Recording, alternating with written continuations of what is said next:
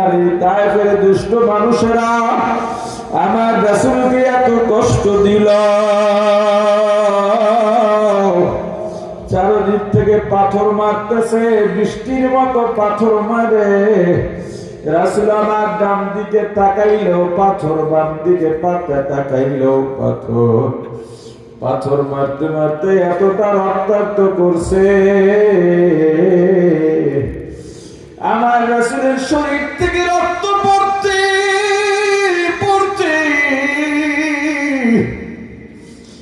পা মুবারক দিয়া রক্ত বাইয়া বাইয়া জমিনে নহরের মতো বেয়ে যায়।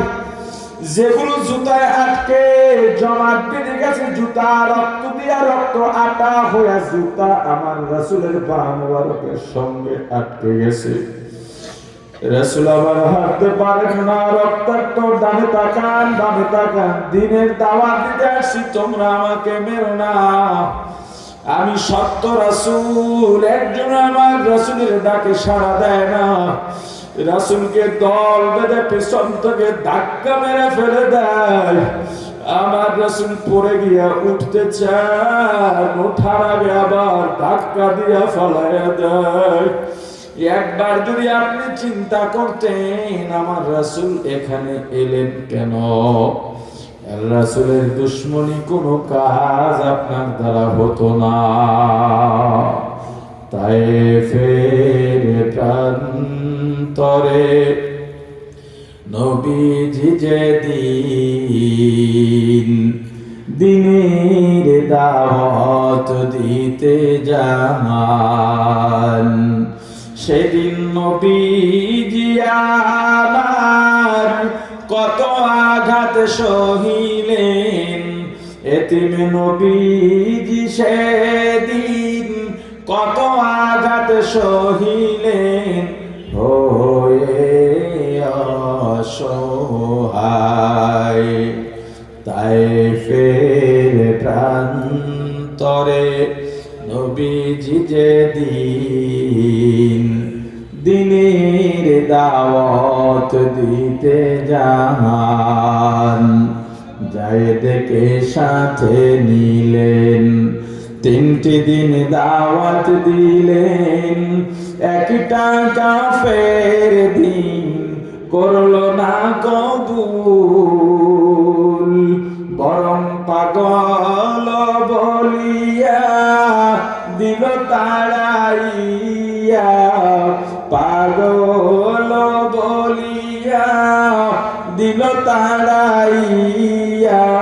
চিনল না ওই দুর্ভাগার দল আল্লাহর রাসূল, চিনল না ওই দুর্ভাগার দল আল্লাহর রাসূল।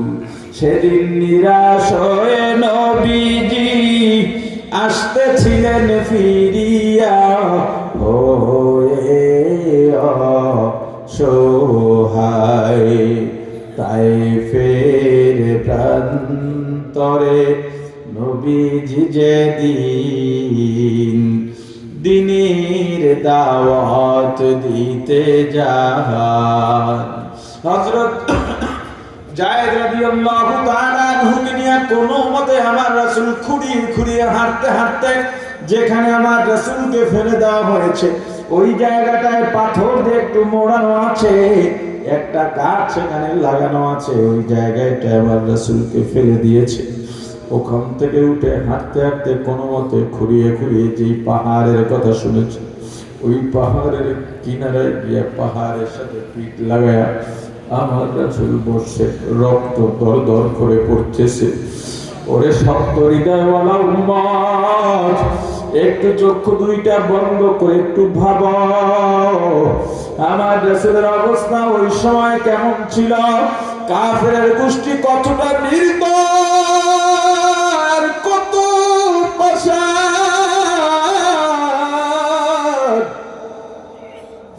পাহাড়ের উল্টা দিক থেকে গিয়ে পাহাড়ের উপরে উঠে এত বড় পাহাড় পাথর একজনে ফেলতে পারে না, কয়েকজন ধরে পাথর ছাড়ছে পাহাড়ের উপর থেকে, পাথর গড়াইয়া গড়াইয়া আমার রাসূলের উপরে পড়ে যেন রাসূল দুনিয়া থেকে বিদায়। আল্লাহ পাথরকে বলে দিলেন, ওরে পাথর,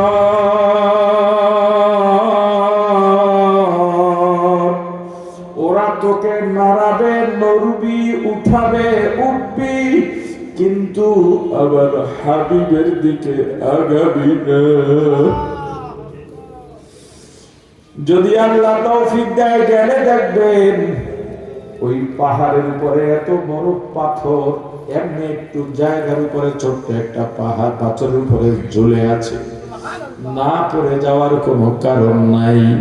হয়তো আল্লাহ কিয়ামত পর্যন্ত দুনিয়ার ইসলামের দুশমনদের দেখা দিয়েছেন, নিদর্শন হিসাবে রেখে দিয়েছেন কাফেররা কত বড় নির্দয়, আর আমি আল্লাহ কিভাবে বাঁচাইতে পারি। প্রাণের ভাই আমার, কিয়ামতের ময়দানে শুধুমাত্র আমার রাসূল সিজদায় পড়ে উম্মতি উম্মতি বলে কাঁদবেন।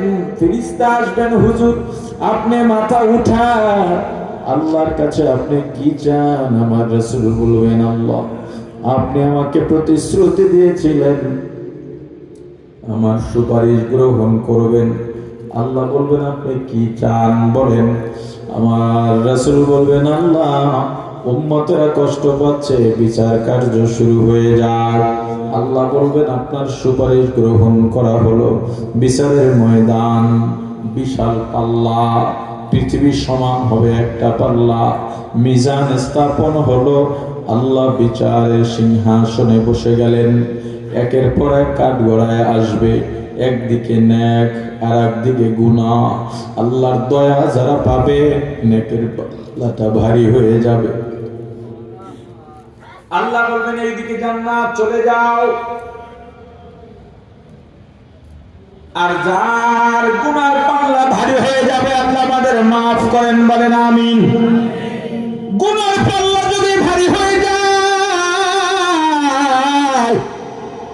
গুনাহগারের বাম হাত পেটের মধ্যে দিয়ে ঢুকাইয়া পিঠের দিক থেকে বের করে মাথাটা মুচড়াইয়া ঘুরাইয়া পেছনের দিকে নিয়ে বলবেন, এই তোর আমলনামা, যা যা এদিকে তোর ঠিকানা, যেদিকে জান্নাত ওদিকেই দেখায় দেবেন, তুইও এদিকে যা।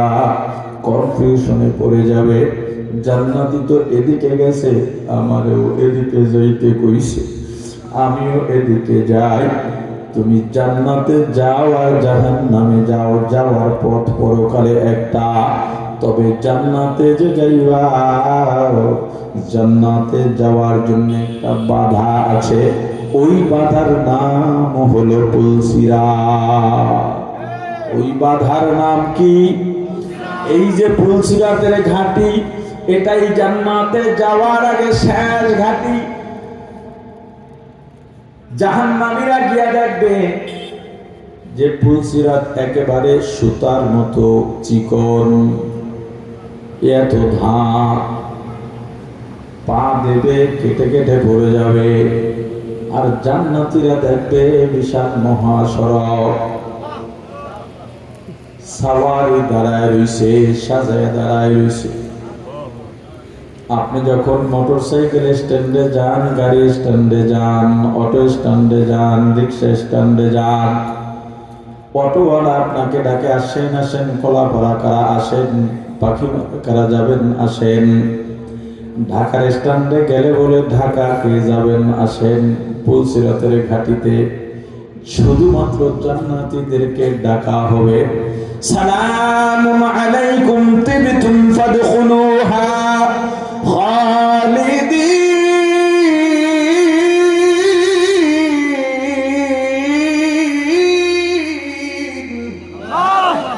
জান্নাতীদেরকে সম্ভাষণ জানাবে, শান্তির বার্তা শোনাবে, আসো আসো, এ দুনিয়ার গরিবের দল, মাঠে ঘাটে কাজ করো, অন্যের টাকায় বেতনে তোমার সংসার চলে। এত গরিব, নিজে ব্যবসা দেওয়ার যোগ্যতা নাই। মালিক মন্দ বললেও মাথাটা নোয়াইয়া রাখো, কারণ তুমি তার কাছে বান্দা। এছাড়া তোমার উপায় নাই, কারণ তুমি দুর্বল। মনটাকে দুর্বল করিস না ভাই। বড় লোকের বিল্ডিং এর দিকে তাকা, মনটাকে ছোট করার কিচ্ছু নাই। কিয়ামতের ময়দানে তুমি হাসতে হাসতে জান্নাতে যাইবা। দুনিয়ায় নেতার জন্য শোডাউন হয়, রাজনৈতিক দলের নেতার জন্য শোডাউন হয়, টাকাওয়ালার জন্য শোডাউন হয়, বংশওয়ালার জন্য শোডাউন হয়। আর কিয়ামতের ময়দানে তোমার শোডাউনে দাঁড়ায় যাবে লক্ষ লক্ষ ফেরেশতা। দুই দিক থেকে দাঁড়ায় যাবে জান্নাতের লাল গালিচা বিছায় দেবে আর বলবে, আসো আসো আসো আসো, তুমি আমাদের মেহমান। জাহান্নামীদের কেউ ডাকবে না। তোমার বড়লোক মালিক তাকায় দেখবে, তুমি তো জান্নাতে যাও, কিরে এটা তো আমার বাড়ি কাজ করছে, ওইটাই ডাক দিবে, এ আব্দুল্লাহ দাঁড়া, এ আব্দুর রহমান দাঁড়া, তুই কি আমাকে চিনোস না? আমি তোর মালিক ছিলাম, আমি তো আজকে জাহান্নামে যাইতেছি, তোর এত সম্মান, দুনিয়ায় তোরে জোহরের নামাজের ছুটি দিই নাই, তুই খানা না খেয়ে নামাজটা পড়ে নিছস।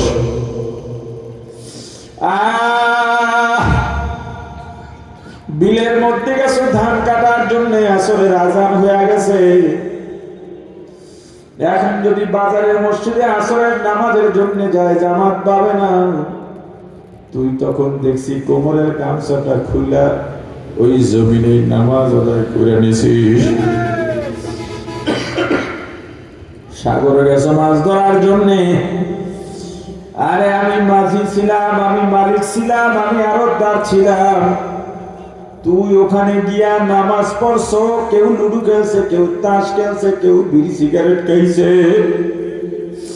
তোরে নিয়ে কত তিরস্কার করলাম, কত খোসাইলাম, বললাম মুন্সি বইলে তোরে তিরস্কার করছি। আমরা মাছ লুকায়া রাখছি, মালিককে জানতে দিই নাই, তুই কিচ্ছু ধরস নাই, তোরে মালিক তেমন সম্মানও দিত না, আজকে তোর এত সম্মান, একটু আমার দিকে তাকা। ওদিন গরিব জান্নাতি হবে বাদশাহ, আর বড়লোক জাহান্নামী হবে সবচেয়ে নিকৃষ্ট। ওই পুলসিরাতে কেউ হেঁটে হেঁটে যাবে, এই পুলসিরাত পার হওয়া শেষ ঘাটি, পুলসিরাতের নিচেই থাকবে জাহান্নাম। জাহান্নাম কতটা গভীরে, ৭০,০০০ বছরের রাস্তা। বারবার বলি, পরকালের যত গণনা দুনিয়ার গণনা নয়, ৭০,০০০ বছরের রাস্তা। দুনিয়ার জাহান্নামীরা যাদের আমলনামা বাম হাতের মধ্যে দেওয়া হবে, ওগুলো পুলসিরাত কেটে কেটে জাহান্নামের তলদেশে পড়ে যাবে। জাহান্নামের ফেরেশতারা হবে সবচেয়ে নির্দয়। এত নির্দয় পৃথিবীতে আর কেউ হবে না। মাঝে মাঝে জাহান্নামের ফেরেশতারা বিকট চিৎকার দেবে, এত ভয়ঙ্কর চিৎকার জাহান্নামীদের কানের পর্দা ফেটে মাথার মগজগুলো আর কান দিয়া ফিনকি দিয়া বের হয়ে যাবে। একদিকে চিৎকার, কান্নাকাটি, কি করুন আর্তনাদ, আমাকে বাঁচাও, আমাকে বাঁচাও, আমি আর পারি না। এই জাহান্নাম খুব কঠিন, সাবধান। হে রাসূলের সুন্নাত না মানা উম্মত, সাবধান হয়ে যাও, সাবধান হয়ে যাও। ওই কিয়ামতের ময়দানে বিচারের কাজ শুরু হয়ে যাবে। আমার রাসূল ডাক দিয়া বলবেন, আল্লাহ আমার উম্মত আমাকে দেখে। আলিপুর মক্কা থেকে কত দূর, আমার উম্মত আমাকে না দেখেই দরুদ পড়ছে, আমার কথা শুনলেই চোখের পানি পড়েছে। আমার উম্মত আমার টুপিটাও মাথার থেকে রাখে নাই, দাড়িটাও ছাটে নাই, কাটে নাই। আমি রাসূলের মায়া, রাসূলের নাম শুনলেই কান্না করে দিত। ও আল্লাহ, আমার উম্মতকে আপনি ছেড়ে দেন, ওদেরকে এই কঠিন সময় আরশের ছায়ার নিচে জায়গা দেন।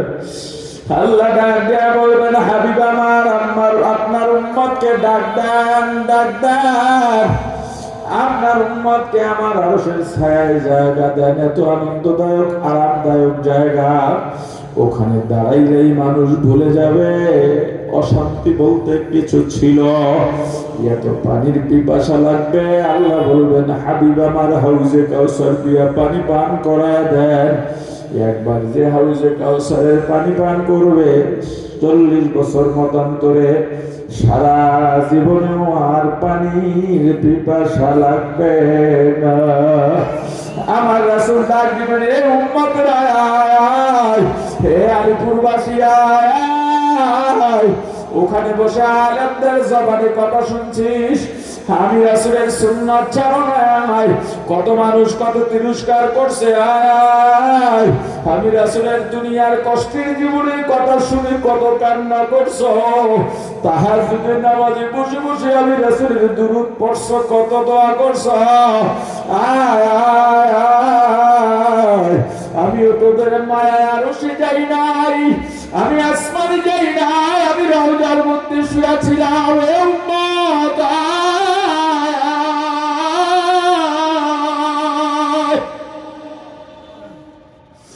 আমি তোদেরকে এক পেয়ালা পানি পান করা দিয়া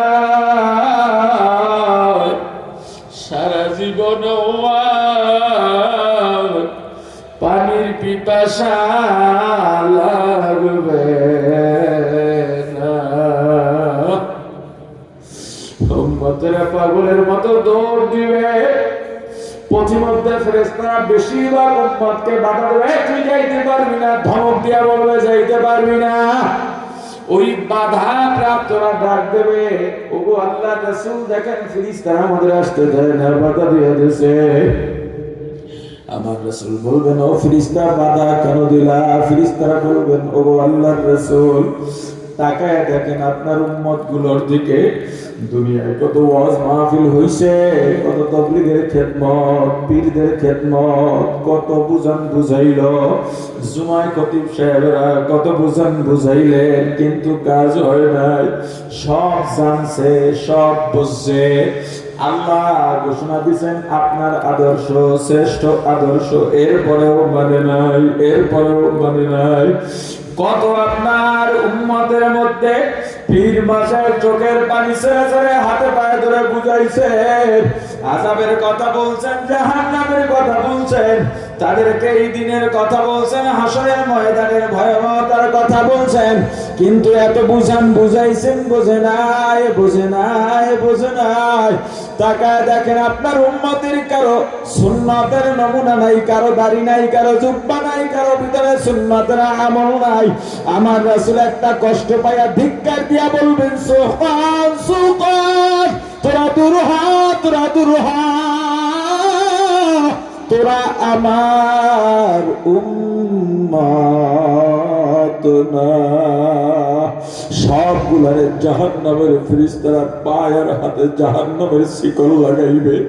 আগুনের শিকল কেমনে সহ্য করবি রে আমার ভাই? টানতে টানতে হেসরাইয়া হেসরাইয়া জাহান্নামে নিয়ে যাবে। আল্লাহ বলবেন, এ ফেরেশতারা যত শাস্তি আছে ওদেরকে শাস্তি দেয়, আমি আল্লাহ নিয়ামত তো কমতি নাই, এত নিয়ামত দিছি রে বান্দা,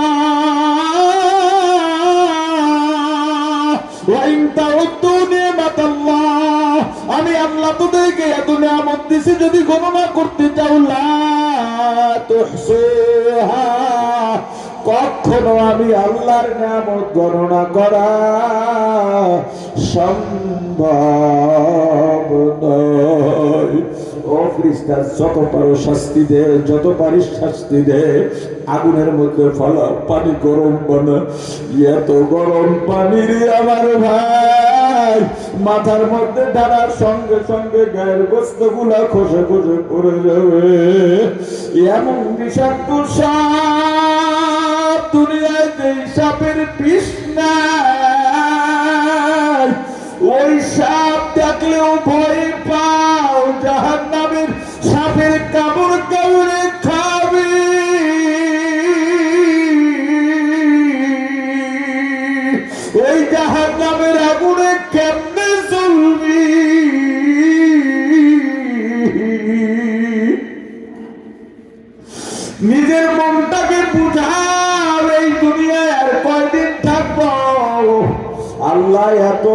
নিয়ামত দান করছেন।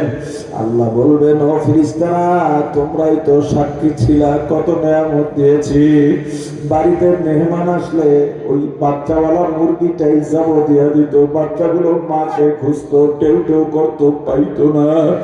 আমি আল্লাহ বলছি, বান্দা খাবি তো খা, তবে আমি আল্লাহর নিয়ামতের শুকরিয়া আদায় কর, আমার রাসূলের আদর্শ মেনে চল।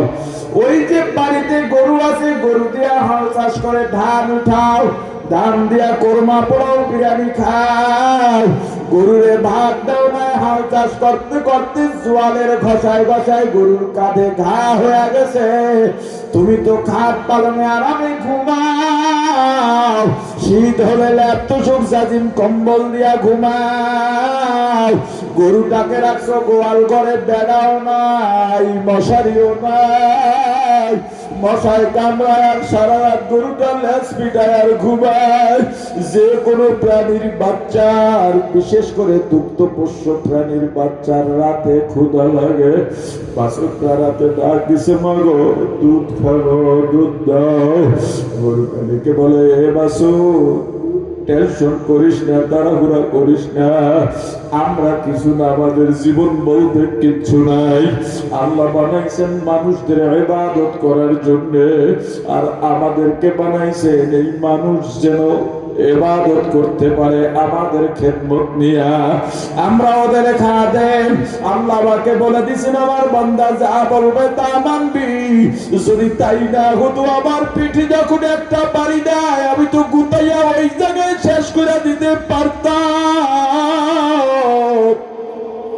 সকালবেলা গরুটা ছেড়ে বাইরে নিয়ে যখন বাছুরটা ছেড়ে দেয়, বাছুরটা লাফাইতে লাফাইতে মনের আনন্দে গরুর কাছে যায়, কিন্তু আমার বান্দা বাছুরটা একটা ছোট্ট বাচ্চা মায়ের ওলানের বোটায় গিয়া মুখ দেয়, আর মালিক গিয়া বাছুরের একটা ধোকা দেয়, দুধ টান দেবে এমন সময় মুখটা বোটার থেকে সরায় ফেলায়, আবার আর এক বোটায় দেয়, বাছুরটা তাড়াহুড়া করে আবার আর এক বোটায় দেয়, ক্ষুধা সইতে পারে না। আমার বান্দা বাছুরকে খাইতেও দিল না, দূরে নিয়ে বাঁধে রাখছে, বাছুরটা ওখানে ছটফট করে, আবার বান্দার মায়াও লাগে না। দুধ এমন ভাবে দোয়াইছে, এমনকি এখন তো মেশিন বের হয়ে গেছে, মেশিন দিয়া দোয়াইয়া ওলানে মোটেও দুধ রাখে নাই। ওই বাছুরটাকে আবার যখন ছেড়ে দেওয়া হয়, লাফাইতে লাফাইতে গিয়া মায়ের দুধের সঙ্গে বোটায় মুখ লাগায়, দুধ ধরে টানে, দেখে দুধ নাই, তখন দেখবেন বাছুরটা জোরে জোরে মায়ের ওলানে গুতা দেয় একটু দুধ বাড়ি করার জন্য। যদি দুধ না পায়, কতক্ষণ টেনে টুনে দেখবেন বাছুরটা মায়ের মুখের কাছে চলে যায়, মুখটা মিলায়। সাহেবে হায়াতুল হায়ান লেখেন, ওই বাছুরটা তখন ওর মায়ের কাছে নালিশ দিয়ে বলে, মা গো, তুমি তো বলছিলে আমাকে দুধ দেবে ওরা খাওয়ার পর, কিন্তু আমার জন্য কোনো দুধ রাখে নাই রে মা, আমি ক্ষুধার যন্ত্রণা সহ্য করতে পারি না। তখন দেখবেন ওই গাভী বাছুরের মা বাছুরের পিঠের মধ্যে জিহ্বা দিয়া চাটে। সাহেবে হায়াতুল হায়ান বলেন, ওই বাছুরকে তখন মা সান্ত্বনা দিয়ে বলে, ওরে বাছুর, আফসোস করিস না রে বাছুর, আমার অবস্থা দেখ, এই শীতের সকালে কনকনে শীত, আমাকে জমিনে নিয়ে যায়, কাঁধে জোয়াল লাগাইয়া, লাঙলের কুটিটা শক্ত মাটির মধ্যে অনেকখানি ঢুকাইয়া আমার ল্যাঞ্জায় নাড়া দেয়। আমি যখন লাঙল টান মারি, জোয়ালের ঘষায় কাঁধে ব্যথা পাইয়া মাথা ছাড়াই দাঁড়াইয়া যায়, ওই মালিক তখনই আবার আমার উপরে বেত্রাঘাত করে। আমি চাইলে ওই জায়গায় ওকে শেষ করে দিতে পারতাম। আল্লাহ বলছেন, না, বান্দার কথা শুনবি। আমি জোর করে হলেও কষ্ট করে আমি লাঙলটা টানি, আমাকে খাবারেরও ভাত দেয় না, মাঝে মাঝে ঘাসও পাই না। আল্লাহ বলেন, ওরে বান্দা, এত নিয়ামত দান করলাম,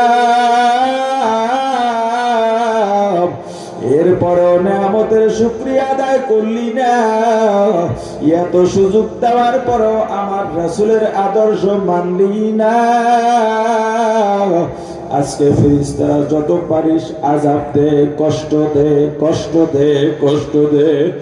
এক এক হাতুড়ির বাড়ি 1 মাইল 2 মাইল মাটির ভিতরে ঢুকে যাবে, আবার ফেরেশতারা ওখান থেকে টান মারবে, গায়ের গোশতগুলো ছিঁড়ে ছিঁড়ে মাটির মধ্যে থেকে যাবে, উঠাইয়া শরীরটাকে আবার গঠন করবে, আবার মারবে, আবার উঠাবে, আবার গঠন করবে, আবার মারবে, কারো মাথায় পানি ঢালবে, কাউকে সাপ দিয়া কামড়াবে।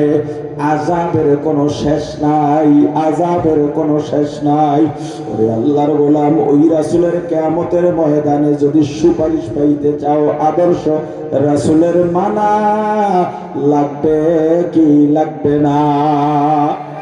জোরে বলেন, লাগবে কি লাগবে না? আজকে বাসায় গিয়া নিয়ত করেন, ইবলিস তো নিয়ত করতে দেয় না, নফস তো নিয়ত করতে দেয় না। বাসায় গিয়া বালিশে মাথাটা লাগাইবেন, সবাই ঘুমায় গেছে, চক্ষু দুইটা বন্ধ করেন, চক্ষু দুইটা বন্ধ করেন, আর মনটাকে বুঝান, মনটাকে আল্লাহর সঙ্গে কানেকশন লাগাই দেন। মনে করেন এই বুঝি আমি শেষ, আমার জীবন এখানেই শেষ, আজরাইল এলেও তো শেষ হয়ে যাইতো। চক্ষু দুইটা বন্ধ করে ভাবে আমি এখন বাসায় শোয়া, সবাই ঘুমায় গেছে, আমার বিবি আমার পাশে ঘুমায়, ছেলে মেয়ে পাশের রুমে, মা বাবা পাশের রুমে, ভাই বোন এক এক রুমে শুয়ে রইছে। এমন সময় আবার মৃত্যু যদি হয়ে যায়, কেউ তো ঠেকাইতে পারবে না। এখন যদি আজরাইল এসে যায় কেমন করবা? আজরাইলের মাথা শুনছি থাকবে আসমানে, পা জমিনে, এক হাত মাশরিকে আর এক হাত মাগরিবি। আজরাইল আসবে, এত ভয়ঙ্কর অবস্থায় কেউ তো টেরও পাইবে না।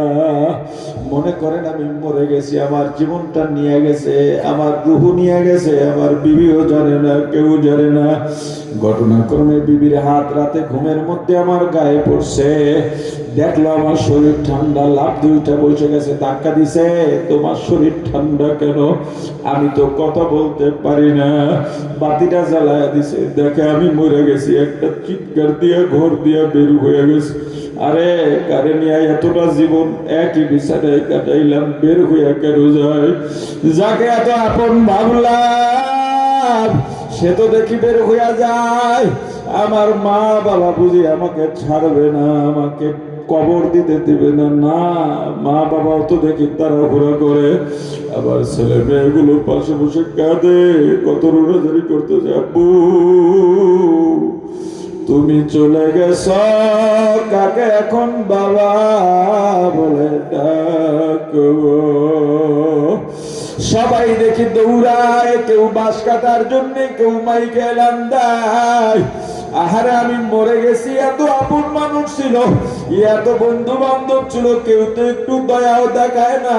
কেউ গরম পানি দেয়, কেউ মশারি টানায়, আমাকে মশারির মধ্যে শোয়াইয়া দিছে, আমাকে গোসল করাইতেছে।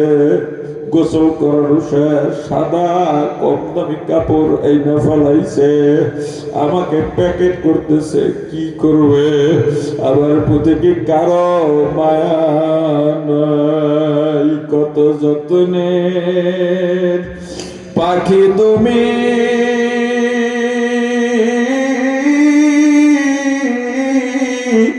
কাজল বারন্টিয়া,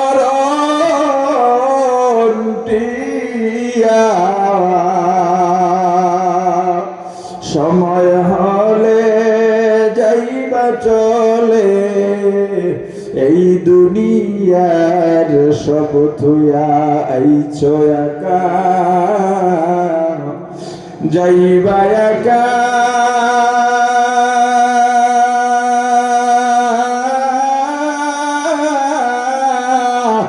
সঙ্গে কেহ যাইবে না, দিন দুই চারিকে দেখে হো, ফিরে তো আর চাইবে না। আমাকে গোসল করা 3 খানা পাতলা কাপড়ের পাগড়ি বানাইয়া খাটের উপরে উঠাইয়া জানাজা পড়াইয়া কবরের দিকে নিয়ে যায়। আমার ছেলে আমাকে ছাড়া খাইতো না, ছেলেটা আমাকে ছাড়া কিচ্ছু বুঝতো না, আমার খাটের পিছনে পিছনে দৌড়ায়, আর আমাকে আপু আপু বলে ডাকে। আমার সন্তানের ডাকে আমি জবাব দিতে পারি না। আমাকে কবরের পাশে রেখে দুইজন তো লাফ দিয়া কবরের মধ্যে নেমে গেছে।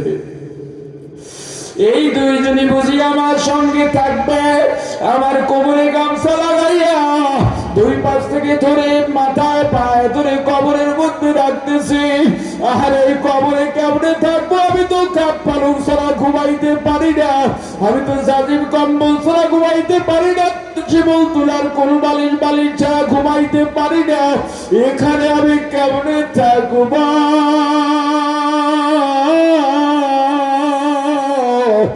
এত কান্না যাদের জন্য কাঁদলাম, আসলে তারা কেউ আপন না। আপনকে জোরে বলেন, আরো জোরে বলেন আপনকে। ওই কবরে আমাকে রাখলো, কি করব এখন? দেখি তো আমার মাথার মুষ্টি খুলে পায়ের বাঁধন খুলে উঠে গেছে লাফ দিয়া, বাঁশের চালি দিয়া দিছে, কলা পাতা দিয়া মাটি দিতেছে, সব দেখি অন্ধকার। এত অন্ধকার, কবরের সে পৃথিবীতে আর ভয়ঙ্কর অন্ধকার কিচ্ছু নাই রে আমার ভাই। একটু ভয় ঢুকাও, একবার যদি মনটার মধ্যে বুঝাও মরা তো লাগবেই। একটু ভাবো, আজরাইল তো আসবেই, আসবেই, এখনই আসতে পারে, কখন আসবে জানি না। আজরাইল তো আসবেই, ওই কবরে তো থাকা লাগবেই। কবরস্থানের দিকে তোমার মনটা ঘুরাও, ওই মাটির মধ্যে যাওয়া লাগবে।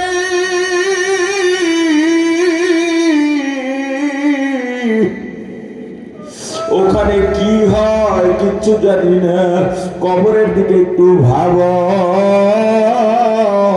ওখানে কি হবে কিচ্ছু জানি না, কেমনে থাকবো ওখানে কিচ্ছু জানি না, ওই কবরে কার আসবে জানি না। শুনছি যদি গুনাহ নিয়ে যায়, যদি না, আমি তো আসলেই গুনাহগার, ওই কবরে আমার কি অবস্থা হবে? ওই কবরে আমি একা কেমনে থাকবো রে? কি উপায় হবে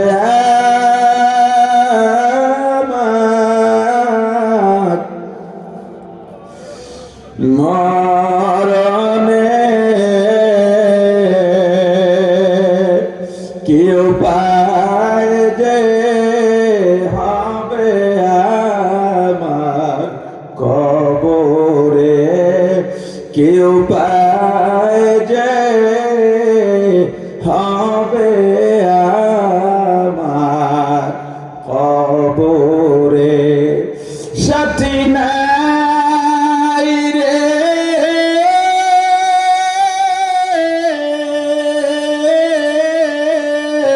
বাতি নাই রে কবরে,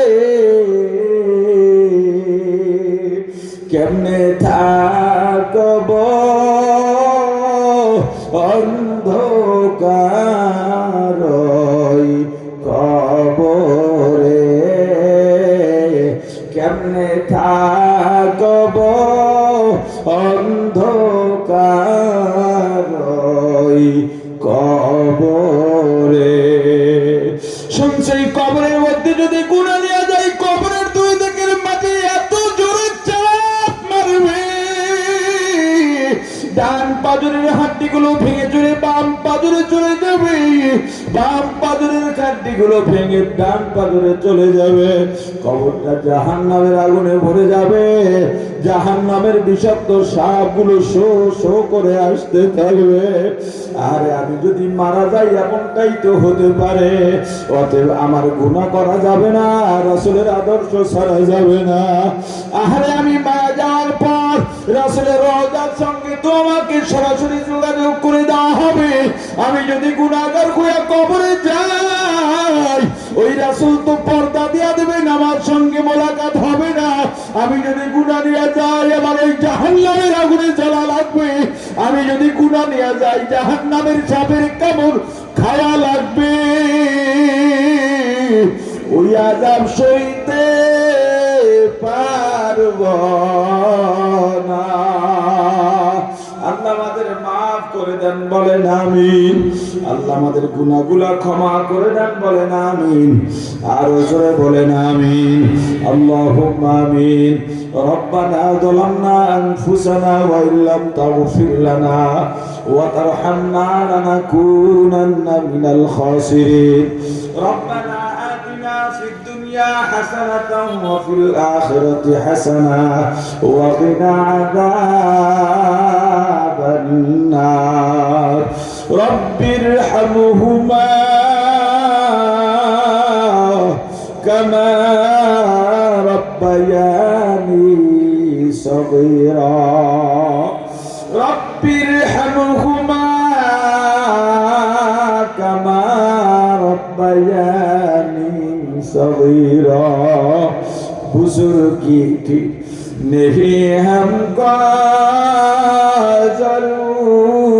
जरूरत, गुलाम अपना बना ले आए खुदाया, तूने को रे मामाद कर दाए जुर्म बे अंदाजा बे हद कर दाए फिरत रद उम्मीद लुत्फ तू जाके खुद फरमुदाएला तपना तू। ও আল্লাহ, তাহাজ্জুদের সময় গুনাহগার হাত উঠাইছি, যেই গুনাহ করছি গুনাহ দিয়ে হাত উঠাবার যোগ্যতা আমাদের নেই। এত গুনাহ করছি আমার আল্লাহ,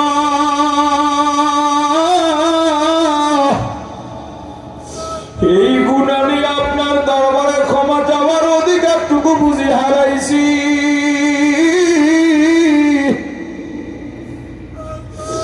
ওগো আল্লাহ,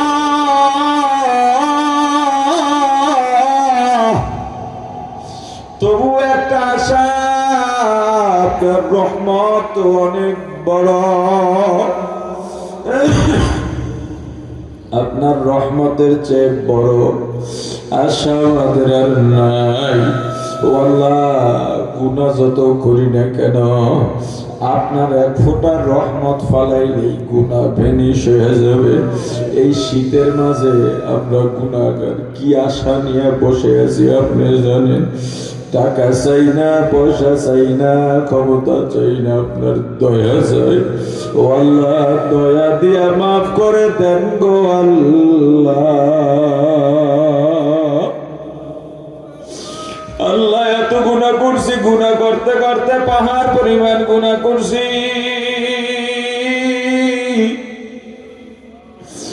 আমাদের গুনাহ যদি বঙ্গোপসাগরে, আটলান্টিক মহাসাগরে দিয়া দেওয়া হয়, ওই পানিগুলাও বুঝি গুনার রঙে কালা হয়ে যাবে, গুনার গন্ধে বুঝি মাছগুলাও মরে যাবে। তবুও গুনাহ করার পরে আপনার দরবারে বড় আশা নিয়ে হাত উঠাইছি। ওগো আল্লাহ, তাকায়া দেখেন কোন বান্দা আপনার দরবারে হাউমাউ করে কান্দে গো আল্লাহ। আপনি তাকায়া দেখেন, আপনি তো বলছেন কান্দ, বেশি বেশি কান্দ। কান্না যদি না আসে কান্নার ভান করো। আল্লাহ, তাকায়া দেখেন কারা কান্নার চেষ্টা করতেছে আপনার কাছে মাপ পাওয়ার জন্য। সন্তান যদি মা বাবার সঙ্গে অন্যায় করে মায়ের কাছে ক্ষমা চাইলে মা ক্ষমা করে দেয়, বাবার কাছে ক্ষমা চাইলে বাবা ক্ষমা করে দেয়। এই সারা দুনিয়ার যত জাতির মা আছে গো আল্লাহ, সব মায়েদের ভালো ভালোবাসা আদর স্নেহ যদি এক জায়গায় করা হয়, বান্দার প্রতি আপনার মায়া তার থেকে কোটি কোটি গুণে বেশি। ও আল্লাহ, আপনার তো সন্তান নাই, আমরাই আছি আপনার। আল্লাহ, আপনার তো মা নাই, বাবা নাই, কিচ্ছু নাই, শুধু বান্দার আদর করবেন এজন্যে, বান্দাকে ভালোবাসবেন এজন্যে। ও আল্লাহ, আমরা তো গুনাহ করার মালিক, ক্ষমা করার মালিক গো আপনি। ও আল্লাহ, আমাদের গুনার দিকে তাকায়েন না, ওই কবরের আযাব সইতে পারবো না গো আল্লাহ। আল্লাহ, দুনিয়ার রং তামাশায় মেতেছিলাম রে আল্লাহ, বুঝি নাই, বুঝি নাই, বুঝি নাই। আল্লাহ, শেষ পর্যন্ত ভেবে দেখলাম আপনার দরজা ছাড়া যাওয়ার জায়গা নাই। সকলেরই দরজা হইতে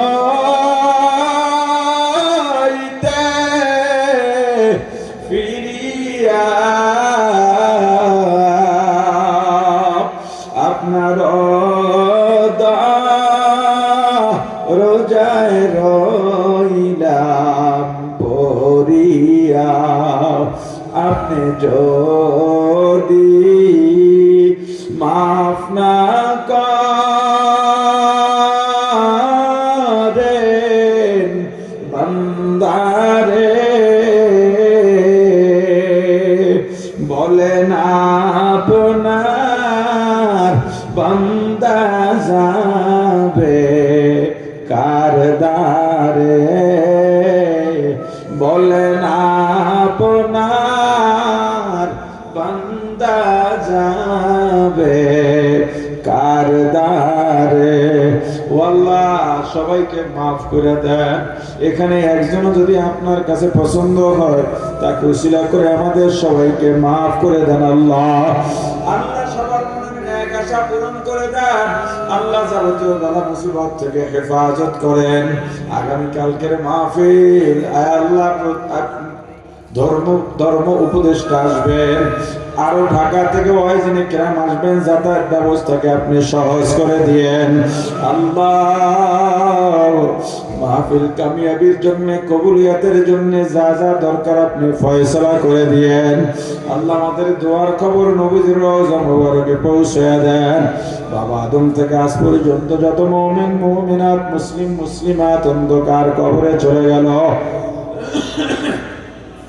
প্রত্যেকের রুহের উপরে সওয়াব পৌঁছে দেন আল্লাহ। বিশেষ করে যারা হাত উঠাইলাম, যার মা নাই, বাবা নাই, চিরবিদায় নিয়ে অন্ধকার কবরে চলে গেছে আল্লাহ, ওই কবর থেকে মা বাবা সন্তানের দোয়ার দিকে তাকায় রইছে।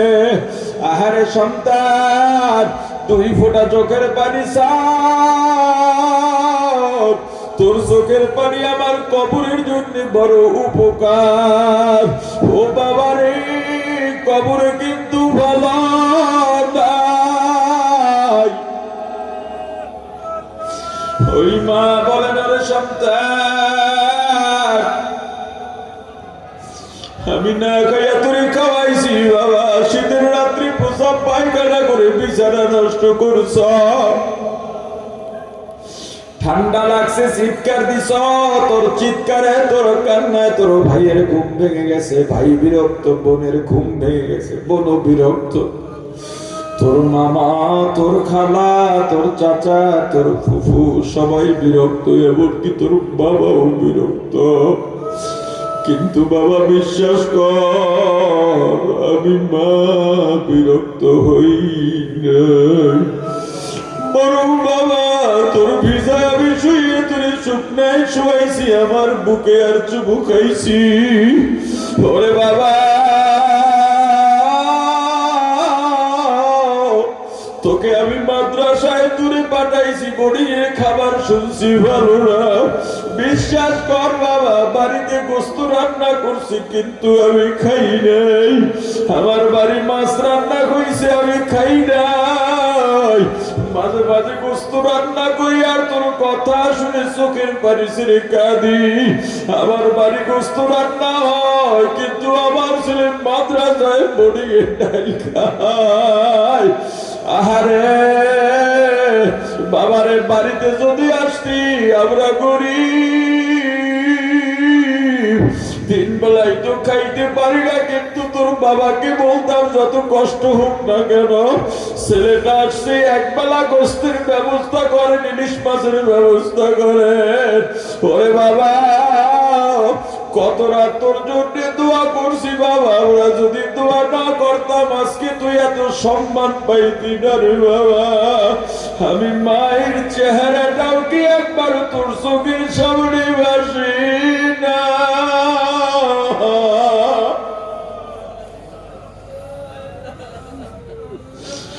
বাবার আজকে ল্যাপটপ সাজিম দিয়ে ঘুমা।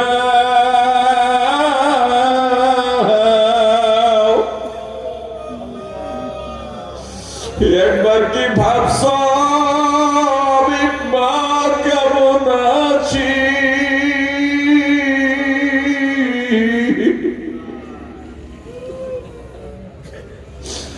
আমি মাকে যে পাতলা সাদা পাঁচখানা কাপড়ের প্যাকেটে বানাইয়া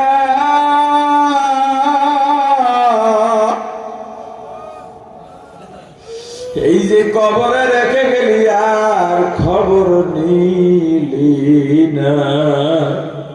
ওই বাবা বলে, ওরে সন্তান, তুই কি সব ভুলে গেছিস রে বাবা? প্রচন্ড রোদ, কেউ বাইরে নামতে পারে না, আমি বসে থাকি নাই। মাথার ঘাম পায়ে বানাইয়া, গায়ের রক্ত পানি বানাইয়া মাটি কাটছি, কোমরে গামছা বেঁধে ইটের বাটায় কাজ করছি, নৌকা চালাইছি, মানুষের বাড়ির কামলা খাচ্ছি। ওরে বাবা,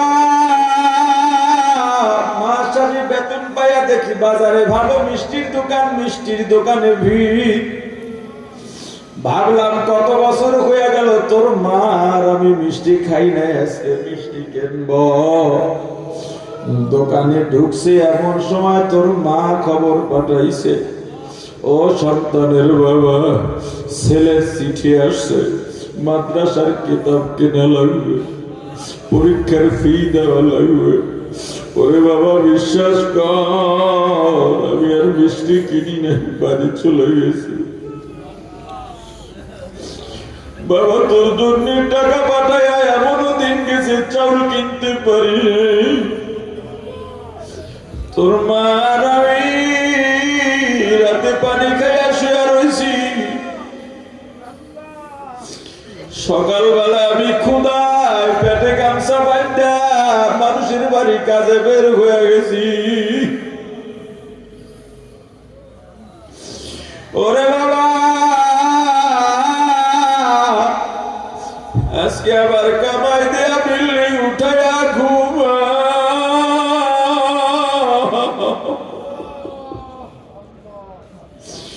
অথচ তোর বিল্ডিং এর বৃষ্টির পানিগুলো বিল্ডিং এর ছাদ বাইয়া বাইয়া ঘরের টিন বাইয়া বাইয়া আবার কবরে আসে, খবর নিলি না। ও আল্লাহ, তাকায় দেখেন কোন সন্তান মা হারাইয়া বাবা হারাইয়া আপনার দরবারে চোখের পানি ছেড়ে শিশুর মতো কাঁদে।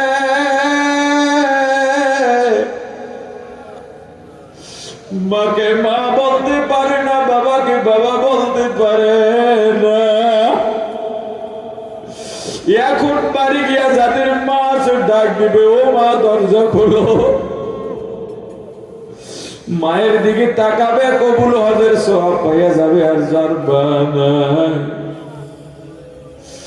আরে মাঝে মাঝে গভীর রাতে গিয়া মা বাবার কবরের পাশে দাঁড়াইয়া দাঁড়াইয়া কাঁদে, মাঝে মাঝে খানা খাইতে গিয়া কাঁদে। বিবি বলে, কেন কাঁদে? বলে, আমার বাবা ইলিশ মাছ বড় পছন্দ করতেন, মা মুরগি পছন্দ করতেন, তাদেরকে খাওয়াইতে পারি নাই, মা বাবার কথা মনে পড়ে গেছে। ও আল্লাহ, একজন সন্তানের দোয়াকেও আপনি বৃথা দিয়েন না গো আল্লাহ। যারা যারা আমাদের সঙ্গে হাত উঠাইছে প্রত্যেকের মা বাবার কবর গুলো জান্নাতের বাগান বানাইয়া দেন। ও আল্লাহ, আমার দাদা নাই, মূর্খ মানুষ, কিন্তু জীবনটা বিলাইয়া দিছেন দিনের জন্য। সারাদিন সারা বছর গ্রামে গ্রামে ঘুরে ঘুরে হালকা জিকির চালাইছেন।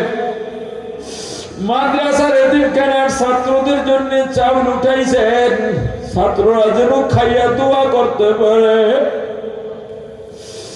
বাপ চাচারা কত নিষেধ করছে, আপনার যেগুলো দরকার নাই, আরামেই থাকতে পারে, কারো কথা শুনেন না। আল্লাহ, জিকির করতে করতে আপনার বান্দা দুনিয়া থেকে চলে গেছে। ও আল্লাহ, আমার দাদা আমার দাদির কবর গুলো জান্নাতের বাগান বানাইয়া দেয়। আমার নানা নাই, নানি নাই, আমার আরো অনেক আত্মীয় স্বজন নাই, শ্বশুর শাশুড়ি নাই, তাদের কবর গুলো জান্নাতের বাগান বানাইয়া দেয়। আমাদের দাদা দাদি নানা নানি শ্বশুর শাশুড়ি ভাই বন্ধু পাড়া প্রতিবেশী মুতাআল্লিকিন মুহিব্বিন উস্তাদ শাগরেদ পীর মুরিদ স্বামী স্ত্রী অন্ধকার কবরে চলে গেল। প্রত্যেকের রূহের উপরে সওয়াব পৌঁছে দেয় আল্লাহ। এই এলাকায় যত মুসলিম কবর আছে কবরগুলো জান্নাতের বাগান বানাইয়া দেয়। ওগো আল্লাহ, আমাদের যাদের মা বাবা বেঁচে আছে নেক হায়াত দারাজ করেন, সুস্থ রাখেন। আমার মায়ের জন্য দোয়া চাই। এই তো 3 দিন আগেই ভেবেছিলাম মাকে বুঝি হারাইয়া ফেলতেছে। আমার বোন আমার সঙ্গে বলে আর কাঁদে, দাদা মা আইসিউর মধ্যে, আমরা এখানে বসে খাইতেছি, মা নাই। একদিন এভাবেই তো মা থাকবেন না। ও আল্লাহ, যে মায়ের দোয়ায় কোন যোগ্যতা ছাড়াই এই চেয়ারে বসলাম, বাবাকে দেখতাম তাহাজ্জুদে ফজরের জিকিরের পরে শুধু দোয়া করতেন আর কাঁদতেন। আল্লাহ, আমার ছেলেদের দিনদার বানান, বেঈমান বানায়েন না। আল্লাহ, আপনার বান্দা এত কষ্ট করে আমাদের দিন শিখাইলেন। আল্লাহ, এই নিয়ামত, এই নিয়ামতের ছায়া আমাদের জন্য দীর্ঘায়িত করেন। আমার আব্বাকে সুস্থ করে দেন। আমার বড় চাচা বড় অসুস্থ, সুস্থ বানায় দেন। আমার অনেক চাচা চাচি তারাও দুর্বল হয়ে গেছে, আপনি সুস্থ করে দেন আল্লাহ। ও আল্লাহ, আমার এক মামা, বড় মামা অসুস্থ, তাকে অসুস্থ বানায় দেন। ও আল্লাহ, আরো যারা অসুস্থ আছে দোয়া চায় পথে ঘাটে, আমি তো কিছুই দিতে পারবো না, আমি তাদের দোয়ার মাধ্যম হয়ে আপনার কাছে পৌঁছাইয়া দিলাম। ও আল্লাহ, সবাইকে আপনি সুস্থ বানায়া দেন। আল্লাহ, যাদের যে হাজত আছে, প্রয়োজন আছে, হালাল প্রয়োজন গুলো মিটাইয়া দেন। ও আল্লাহ, আমাদের স্ত্রী সন্তান মা বাবা ভাই বোন আত্মীয় স্বজন বন্ধু বান্ধবদের কবুল করেন আল্লাহ। এই 3 দিন ব্যাপী তাফসীর মাহফিলের যত স্বেচ্ছাসেবক আছে, বিশেষ করে আমার চাচাতো ভাইয়েরা, আমার সাথে যারা নিয়মিত কাজ করে, আমার সহকর্মীরা, আমার মাদ্রাসার শিক্ষকেরা, আমার চাচারা, আমার মামাতো ভাইয়েরা, আরো যারা ঘরের মহিলারা পরিশ্রম করতেছে, মাদ্রাসার শিক্ষিকারা, ছাত্রীরা, ছাত্ররা, সবাইকে আপনি কবুল করেন আল্লাহ। এই মাহফিলের মাইকের আওয়াজে যারা কষ্ট পাইছেন তাদের কাছেও ক্ষমা চাই। ও আল্লাহ, যারা কষ্ট পাইছেন এই কষ্টের বদলা হিসেবে আপনি তাদেরকেও যাজায়ে খায়ের দান করেন। এই বাজারের ব্যবসায়ীদের ব্যবসায় বরকত দেন, হালাল রুজি কামাই করার তৌফিক দিয়া দেন। আল্লাহ, আমাদের ব্যবসা প্রতিষ্ঠান, মিল কারখানা, ইন্ডাস্ট্রি, দোকানপাট, ঘর বাড়ি, জমি জমা আপনার রহমতের চাদর দেয়া আবৃত করে নেন।